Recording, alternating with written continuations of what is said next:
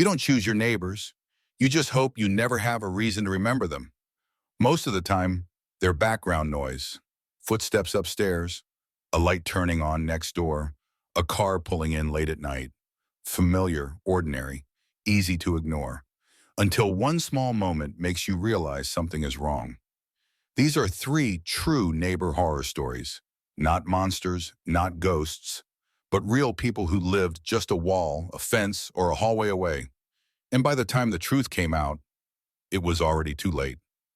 The first story starts in a quiet suburban street, the kind of neighborhood where kids ride bikes until sunset and everyone waves without really knowing each other.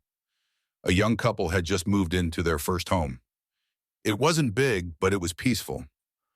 The neighbors kept to themselves, especially the man next door. He was polite, too polite.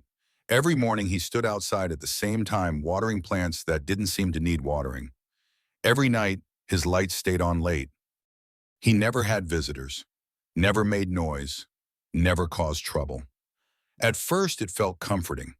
Then the noises started. Late at night, the couple would hear faint tapping through the shared wall.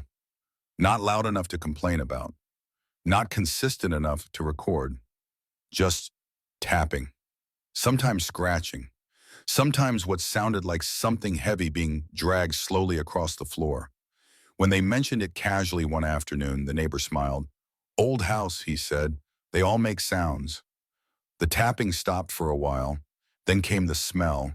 It was faint at first, something sour, something off. They assumed it was garbage or maybe a dead animal in the walls. Summer heat made it worse. The smell seeped into their living room, their bedroom, their clothes. When they asked again, the neighbor seemed annoyed this time. "Not from my place," he said quickly. One night, the smell became unbearable. The couple called the city. An inspector came. Then the police. What they found next door would shut the entire street down. Behind a locked interior door, concealed with shelves and insulation, was a hidden room. Inside were remains that had been there far longer than anyone realized. The tapping wasn't pipes. It was something else entirely. The neighbor had lived there for years. No one had ever really known him. The second story takes place in an apartment building. Thin walls, shared hallways, too many strangers packed into one space. A college student lived alone on the third floor. Her neighbor across the hall was a woman in her 40s. Quiet, pale, always watching through her door's peephole. She rarely spoke, but when she did, it felt rehearsed, like she'd practiced what normal sounded like. Every time the student came home, she felt eyes on her. It started small. Footsteps outside her door late at night. The sound of someone stopping suddenly when she opened it. Notes slipped under her door with no name. Just messages like, "Be careful. I heard something. Don't trust them." She assumed it was someone playing a prank. Until one evening, she forgot her phone inside and stepped back into the hallway to grab it from her car. When she returned, her apartment door was unlocked. Nothing was missing. But something had been moved. Her chair, her curtains, her bedroom light. She installed a small camera facing the door. What it recorded made her stomach drop. Every day while she was gone, the neighbor crossed the hall, unlocked the door with a key she shouldn't have had, and stood inside the apartment. Sometimes for minutes, sometimes for hours. She didn't steal. She didn't touch much. She just watched. Police arrested the neighbor later that week.